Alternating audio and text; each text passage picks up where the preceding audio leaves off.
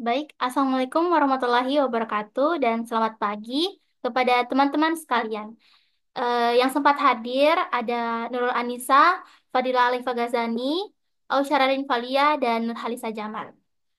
Nah, sesuai dengan yang sudah kita jadwalkan pada hari ini, tanggal 14 November 2024, kita akan mendiskusikan mengenai manajemen respon gizi pada daerah terdampak gempa Provinsi Sanubari.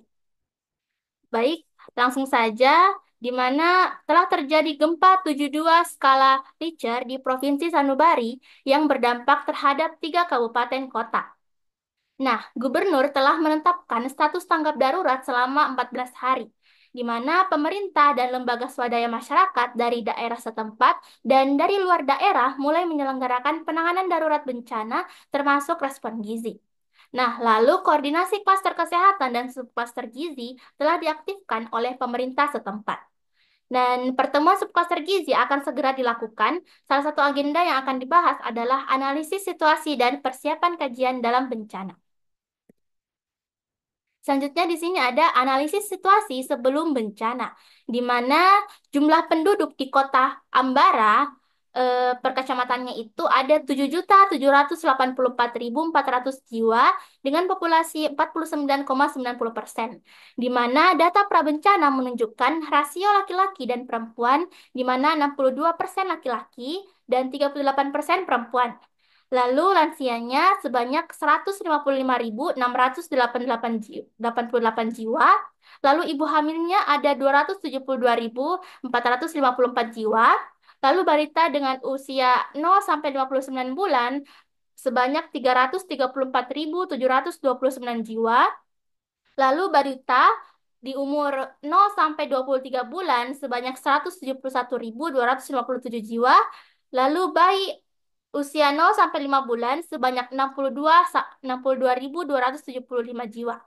Lalu penduduk di kota Saliwa dengan jumlah penduduk kecamatannya adalah 4.914.000 jiwa dengan populasi 31,50%, di mana data prabencana menunjukkan lansia 98.280 jiwa, lalu ibu hamil ada 171.990 jiwa, balita usia 0 sampai 59 bulan sebanyak 211.302 jiwa, lalu balita usia 0 sampai 23 bulan sebanyak 108.108 jiwa.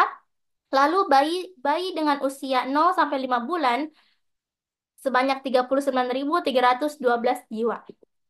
Lalu adapun penduduk di Kota Rawang, di mana jumlah penduduk kecamatannya adalah 2.901.600 jiwa dengan populasi 18,60%, di mana data prabencana menunjukkan lansia 58.032 jiwa, lalu ibu hamil ada 101.556 jiwa, lalu balita 0,59 bulan sebanyak 124.769 jiwa, lalu baduta usia 0 sampai 23 bulan yaitu ada 63.853 jiwa, dan bayi usia 0 sampai 5 bulan sebanyak 23.213 jiwa. Dengan jumlah total bayi usia 0 sampai 5 bulan itu ada 124.800 jiwa, lalu balita usia 0 sampai 59 bulan sebanyak 670.800, lalu ada baduta 0 sampai 23 bulan sebanyak 343.200, lalu lansia sebanyak 312.000 dan ibu hamil sebanyak 546.000. Dan di mana status gizi ke ketiga kota ini, yang di mana kota Ambarah memiliki 16% gizi kurang, lalu ada 5% gizi buruk. Dan lalu ada kota Saliwah, di mana gizi kurangnya itu ada 27% dan gizi buruk 10,9%. Lalu di Kota Rawang memiliki gizi kurang sebanyak 14% dan gizi buruk sebanyak 3%. Nah, selanjutnya di sini ada analisis situasi pasca bencana, di mana jumlah kelompok rentan pasca bencana itu terdiri dari, bisa dilihat di tabel ini. Yang pertama ada titik pengungsian, di mana di Ambara itu ada 47, Di Saliwang ada 28, Rawang 19, dan total ketiga kota ini memiliki titik pengungsian 94. Lalu eh, pada lansia di Kota Ambaras sebanyak 1.441 jiwa, lalu di Saliwang ada 864 jiwa, di Rawang ada 576 jiwa, dengan total ketiga kota ini ada 2.882 jiwa lansia. Lalu ada ibu hamil, di mana di Kota Ambara ini ada 7.684 jiwa, di Saliwang ada 4.610 jiwa, dan di Rawang ada 3.074 jiwa. Dengan total ketiga kota ini, itu ada 15.368 jiwa. Lalu eh, Ibu Nifas di Kota Ambara sebanyak 33 jiwa, lalu di Saliwang ada 21 jiwa, dan di Rawang ada 15 jiwa. Dengan total, Ibu Nifas di ketiga kota ini belum terdeteksi. Lalu ada bayi 0 sampai 5 bulan di Kota Ambara sebanyak 720 jiwa, di Saliwang ada 432 jiwa, di Rawang ada 288 jiwa, dengan total tiga kota ini memiliki bayi sebanyak 1.441 jiwa. Lalu di sini ada bayi usia 6 sampai 11 bulan, di mana di Kota Ambara ini memiliki 1.100 jiwa, lalu di Saliwang ada 800 jiwa, lalu di Rawang ada 750 jiwa, dengan total ketiga kota ini memiliki 2.650 jiwa bayi usia 6 sampai 11 bulan. Lalu ada anak usia 12 sampai 23 bulan, di mana di Ambara ini memiliki 800 jiwa, lalu di Saliwang ada 550 jiwa, di Rawang ada 655 jiwa, dengan total ketiga kota ini ada 2.005 anak usia 12 sampai 23 bulan. Lalu anak usia 24 sampai 59 bulan, di mana di Kota Ambara memiliki 900 jiwa, lalu di Saliwang ada 442 jiwa, di Rawang ada 375 jiwa, dengan total ketiga kota ini memiliki 1.717 jiwa. Lalu di Lalu di Remaja Putri, di mana Ambara ini di Kota Ambara memiliki 545 jiwa, lalu di Saliwang ada 233 jiwa, di Rawang ada 112 jiwa, dengan total ketiga kota ini memiliki 890 jiwa. Selanjutnya ada penyandang disabilitas, di mana Kota Ambara memiliki 12 jiwa, lalu di Saliwang ada 9 jiwa, Rawang ada 6 jiwa, dengan total ketiga kota ini memiliki 27 jiwa penyandang disabilitas. Lalu yang terakhir ada penderita penyakit kronis, yang dimana Kota Ambara memiliki 21 jiwa, di Saliwang memiliki 13 jiwa, dan di Rawang memiliki 17 jiwa. Dan di mana total ketiga kota memiliki 51 jiwa penderita penyakit kronis.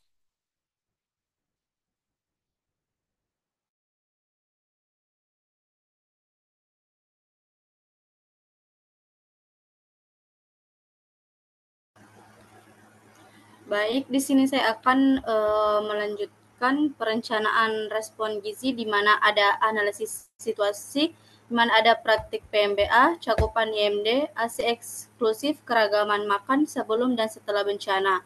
Kemudian status layanan kesehatan, fasilitas, sarana dan prasarana SDM sebelum dan setelah bencana. Kemudian ada jumlah dan lokasi sasaran sebelum dan setelah bencana. Kemudian akses terhadap makanan, kualitas gizi, keamanan dan harga pangan sebelum dan setelah bencana, kemudian akses terhadap layanan dasar sebelum dan setelah bencana.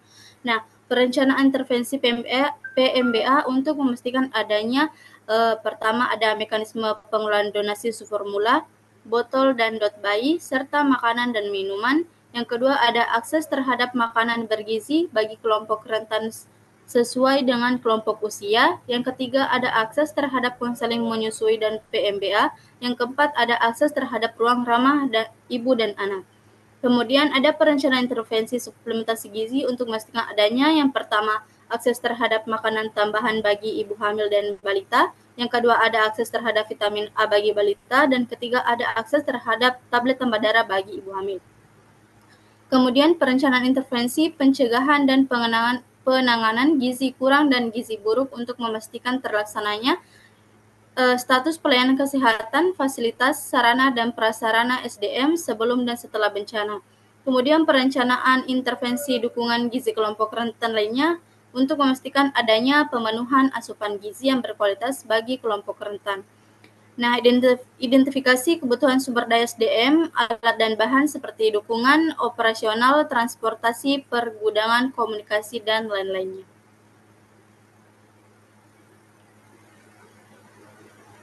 Nah, di sini ada kaitan pokok intervensi di mana yang pertama ada PMBA, yang kedua pencegahan dan penanganan gizi kurang dan gizi buruk, yang ketiga ada suplementasi, dan keempat dukungan kelompok rentan lainnya, yaitu mempertahankan status gizi masyarakat serta mencegah risiko kesakitan dan kematian akibat kekurangan gizi.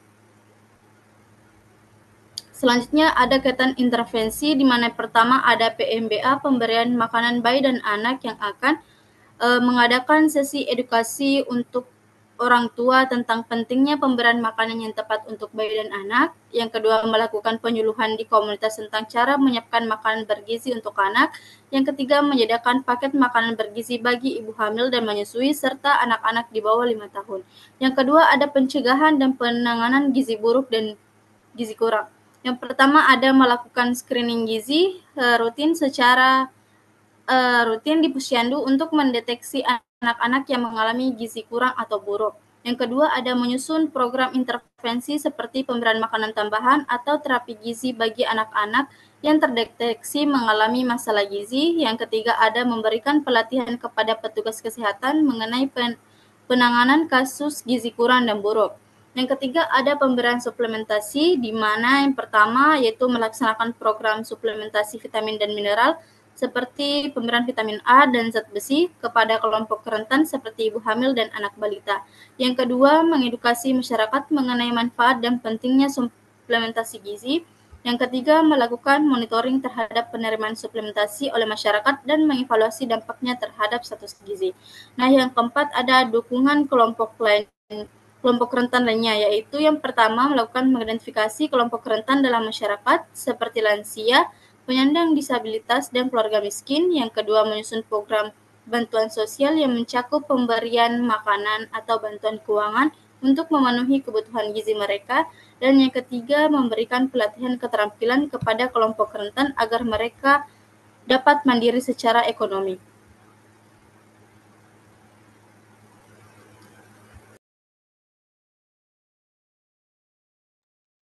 Baik, selanjutnya ada dampak bencana gempa terhadap pelayanan gizi.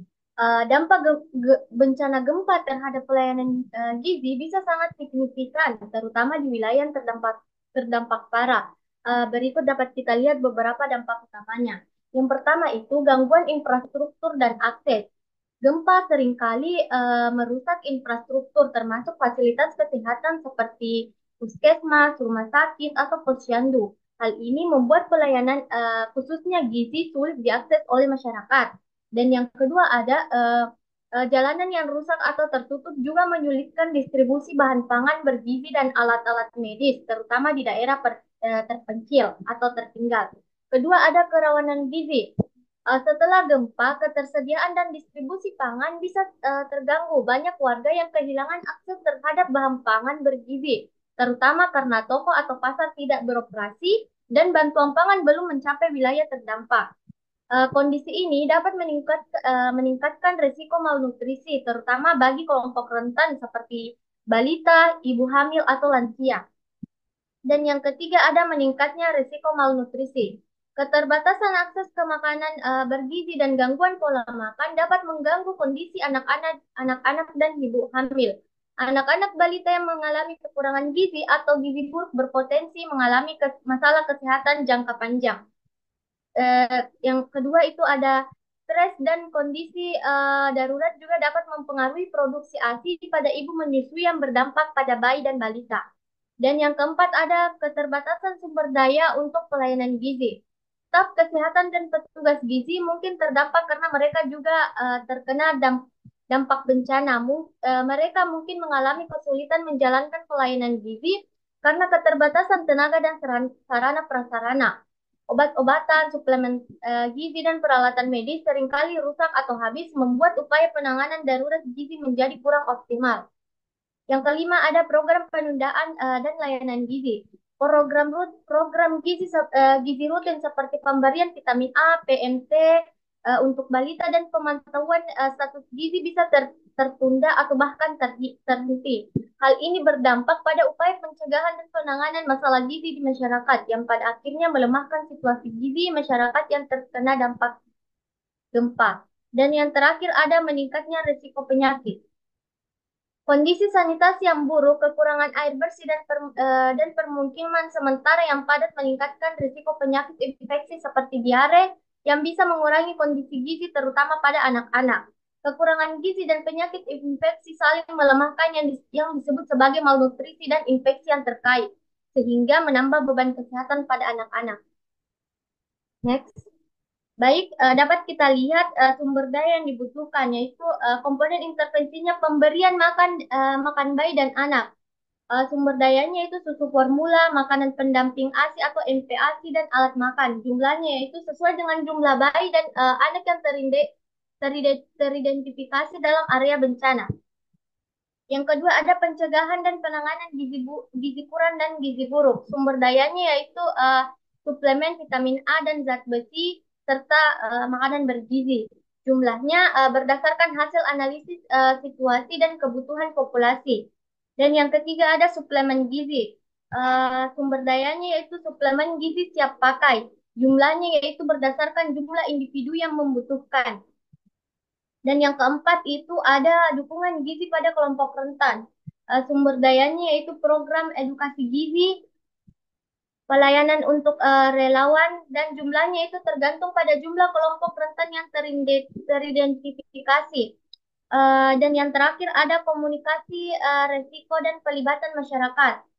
Sumber dayanya yaitu materi, edukasi, dan media komunikasi. Jumlahnya sesuai dengan jumlah masyarakat yang perlu dijangkau. Next. Sumber daya. Sumber daya yang tersedia yaitu yang pertama ada terdapat 5 orang ahli gizi dari Universitas Sanubari Jaya yang siap membantu. Dan yang kedua stok bahan makanan untuk anak dan bayi yang dapat dimobilisasi. Dan yang ketiga ada 50 relawan dari dompet bencana yang siap membantu surveillance dan kaji cepat.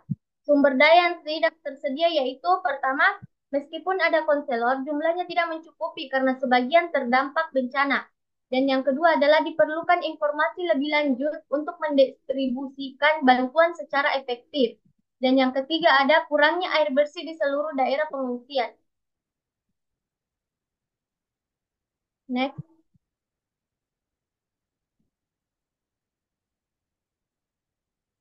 Cara memenuhi kesenjangan sumber daya. Yang pertama itu ada mobilisasi sumber daya tambahan, menghubungi lembaga lain atau organisasi non-pemerintah untuk mendapatkan tambahan konselor dan relawan.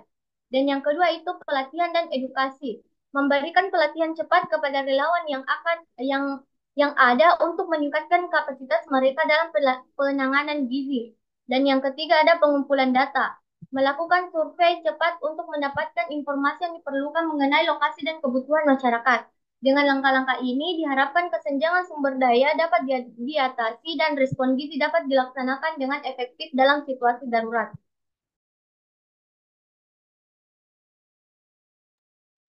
Baik, selanjutnya ada lembar peran subklaster gizi. Yang pertama, penanggung jawab program gizi ditugaskan oleh koordinator subklaster gizi. Bagian yang bertugas untuk memfasilitasi pertemuan koordinasi subklaster gizi sesuai dengan agenda pertemuan dengan menggunakan referensi pada lampiran agenda pertemuan subklaster pada pedoman respon gizi pada masa tanggap darurat Kemenkes 2020 dan sampaikan situasi umum status gizi sebelum bencana dengan melihat profil Provinsi Sanubari di atas. Selanjutnya ada aksi cepat tepat ditugaskan oleh LSM, bagian dengan kapasitas dan sumber daya untuk melakukan distribusi Mother Baby Kit, Dignity Kit, dan Hygiene Kit, mobilisasi konselor ASI. Next. Selanjutnya ada lembaga swadaya masyarakat, ditugaskan oleh BSM Umat. bertugas menyediakan pendamping teknis, dukungan dana, dan bahan untuk pelaksanaan dapur MPASI. Akan tetapi perlu tenaga lokal, baik dari dinas setempat maupun dari masyarakat, akan melaksanakan distribusi bahan makanan dan akan melakukan mobilisasi konselor ASI.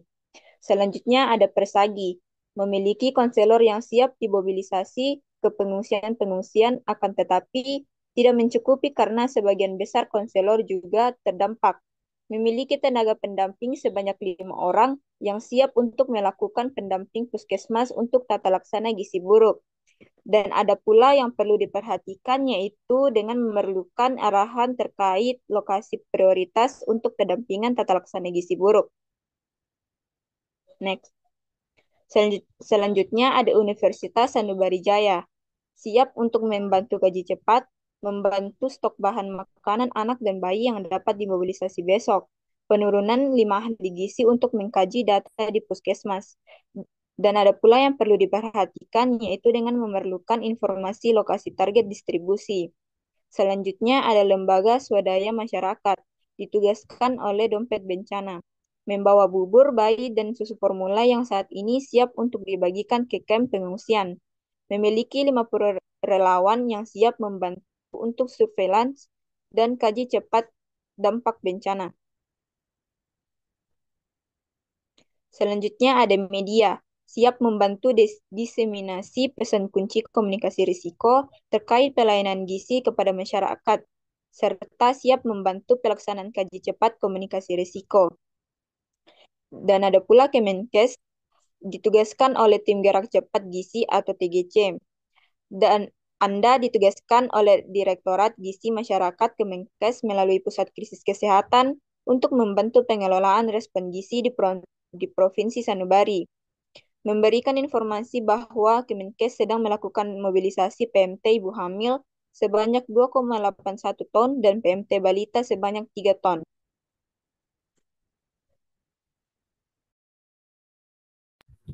Baik, selanjutnya kita beralih kepada rencana monitoring dan evaluasi, di mana rencana monitoring dan evaluasi ini terdapat 8 poin yang akan dibahas.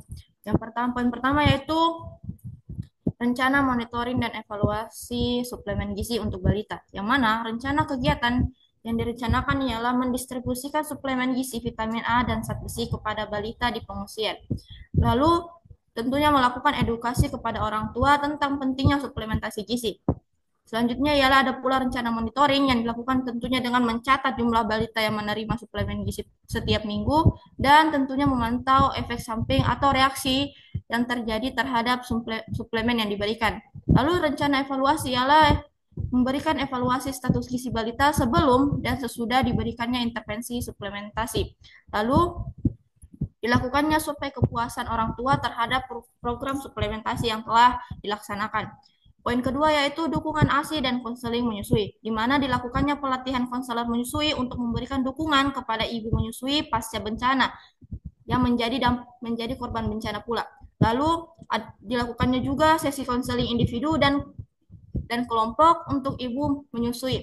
Selanjutnya rencana monitoring yang dilakukan ialah dengan tentunya mencatat jumlah ibu yang menerima konseling menyusui serta memastikan tingkat keberhasilan ibu menyusui eksklusif di antara ibu-ibu yang mendapatkan konseling.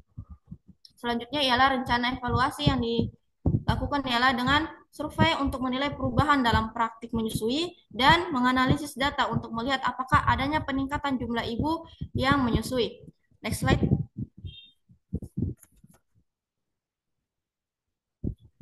Ya, selanjutnya poin ketiga ialah pengelolaan donasi susu formula, di mana rencana kegiatan yang pertama yaitu mengumpulkan serta mendistribusikan susu formula yang didonasikan. Selanjutnya itu tentunya diiringi dengan mengedukasi tentang penggunaan susu formula yang aman. Rencana monitoring yang dilakukan ialah tentunya mencatat jumlah susu formula yang diterima dan didistribusikan serta dilakukannya pemantauan penggunaan susu formula di pengungsian. Lalu rencana evaluasinya yaitu berupa survei untuk menilai apakah adanya kepuasan penerima terhadap susu formula serta menganalisis apakah ada dampak penggunaan susu formula terhadap status gizi anak. Selanjutnya ialah penyediaan makanan tambahan atau PMT, distribusi rencana kegiatannya itu mendistribusikan penyediaan makanan tambahan kepada balita dan ibu hamil dan ibu menyusui, serta tentu dilakukannya edukasi tentang pentingnya penyediaan makanan tambahan dalam diet sehari-hari. Selanjutnya ialah adanya rencana monitoring, yaitu tentunya mencatat jumlah penyediaan makanan tambahan yang didistribusikan setiap minggu, serta tentunya diiringi dengan pemantauan konsumsi penyediaan makanan tambahan PMT oleh penerima apakah sudah sesuai atau belum. Lalu rencana evaluasinya berupa seperti evaluasi perubahan status gizi penerima PMT serta dilakukannya survei kepuasan terhadap kualitas dan kuantitas PMT yang diberikan. Next slide. Selanjutnya poin kelima yaitu penanganan keamanan pangan di pengungsian, di mana rencana kegiatannya tentunya memerlukan penilaian risiko keamanan pangan di pengungsian serta implementasi langkah-langkah untuk peningkatan keamanan pangan.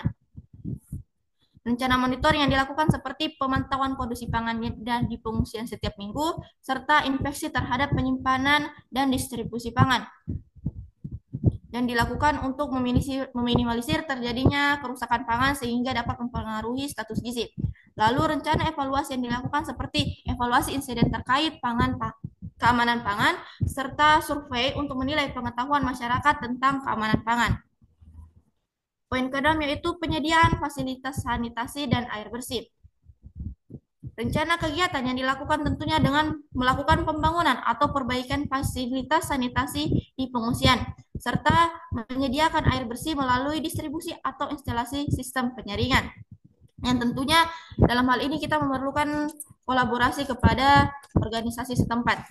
Lalu selanjutnya ialah rencana monitoring berupa jumlah fasilitas sanitasi yang bersedia dan berfungsi. Tentunya hal ini diperlukan untuk pembagian pendataan, serta dilakukannya pemantauan kualitas air yang disuplai apakah sudah baik, sudah memenuhi standar atau belum. Lalu rencana evaluasinya seperti melakukan survei untuk menilai apakah masyarakat puas terhadap fasilitas sanitasi dan air bersih yang diberikan, serta analisis dampak terhadap kesehatan masyarakat. Next slide.